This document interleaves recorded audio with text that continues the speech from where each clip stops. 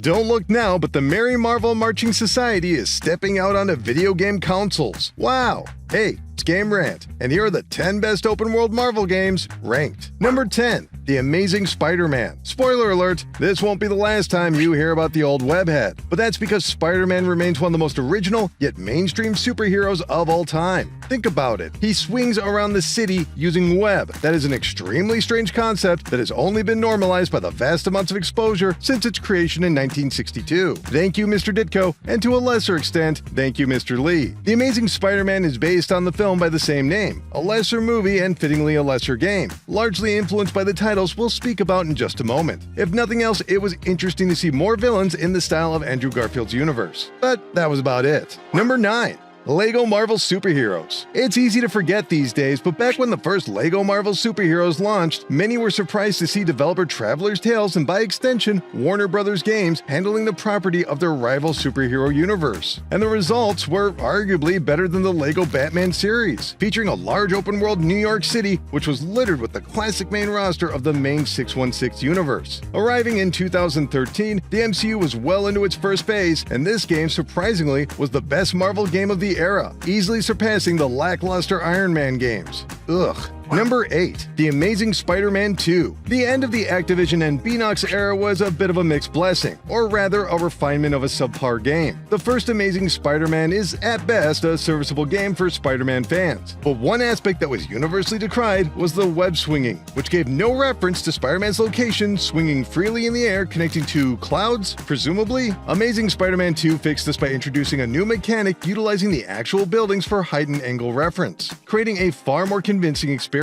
But sadly, not enough else was improved, and the story is so poorly conveyed that the entire sequence of events and motivations are turned into near gibberish. But it had the swinging down, and frankly, that's at least 50% of the appeal of a Spider-Man game. Number 7. LEGO Marvel Superheroes 2. If the first LEGO Marvel Superheroes was about creating the classic comic book experience, Part 2 is where they ripped the lid off and jumped right into the multiverse. And yes, that might be a dirty word now, at least when it comes to the movies, but in video games this means you're getting a super serving of characters like Spider-Man 2099 and Taserface, as well as a story with Kang the Conqueror as the big bad. Overall, the open world was very similar to the first game, but this is a toy box after all, and Marvel dumped in a bunch more toys. Who are we to say no? Number 6. Spider-Man 2. As an adaptation of the second Spider-Man film by director Sam Raimi, Spider-Man 2 is a mammoth improvement over the first game, removing the linear mission structure and opening up an entire New York City, as well as introducing that darn web swinging mechanic which uses the surrounding areas as reference a whole 10 years before The Amazing Spider-Man 2, and is often regarded as one of the best film-to-game adaptations for its accurate if sometimes cartoonish rendition of the movie. The franchise's future success, at least when it comes to games, starts right here, and everyone has been borrowing from Treyarch's notes ever since. Even the pizza delivery minigame. Sheesh. Number 5. The Incredible Hulk Ultimate Destruction. For once, we're leaving New York City for one of the most criminally underrated games of the 6th generation. The Incredible Hulk Ultimate Destruction borrowed the Wanted system from Grand Theft Auto, where illegal actions resulted in an ever-growing manhunt, except in this game, you're the Hulk, meaning you'll be punting beat cops and swinging tanks into Hulkbusters until they just run out. Yeah, unlike so many other open-world games, you can actually make the military retreat for a few minutes. In other words, everyone gives up because the Hulk is simply too strong. It's an audacious and ridiculous concept that is screaming for a re-release. If nothing else, you can still play the very similar and non-licensed follow-up by Radical Entertainment in the Prototype series. Number 4. Spider-Man Web of Shadows. Web of Shadows is far from a perfect game, especially in its technical aspects on the 7th generation consoles of the time, but its unique friend or foe concept allowed players to bend the rules of Spider-Man just a bit, giving into his violent instincts utilizing the symbiote suit. And for fans of the source material, this was one of the most comic-accurate Spider-Man games of its era, ignoring the movies and instead throwing in cameos like Wolverine, Moon Knight, and Luke Cage. Today, that's a mighty impressive cast, but back in 2008, it was especially exciting to see the blockbuster treatment given to lesser-seen characters. Even as Activision continued to publish Spider-Man, this would be the first and only game for Shaba Games, and some would say the high-water mark of the Activision era. Number 3. Marvel Spider-Man. It's downright comical how long it took to get to Marvel Spider-Man from Spider-Man 2. Activision's demanding schedule forced developers to pace their concepts down to the most basic, and yet they frequently significantly underdelivered based on the expectations of the 2004 game. Finally, Sony and Insomniac took the reins and simply refined the concept, fleshing out the combat and modernizing the mission structure while telling an original take on an older Spider-Man. And of course, they greatly expanded on the swinging mechanic, making it far more expressive than previous versions. The result was millions upon millions of copies being sold and an instant hit, becoming one of the best games of its generation. Number 2. Marvel's Spider-Man, Miles Morales. Miles Morales is Spider-Man, or a Spider-Man depending on the universe. But when pitting his solo adventure against the first Marvel Spider-Man, we'll gladly take the spin-off. Simply put, Miles Morales strips out the fluff, piles on the powers, and still delivers a surprisingly compelling story. They even make Rhino into a nice guy.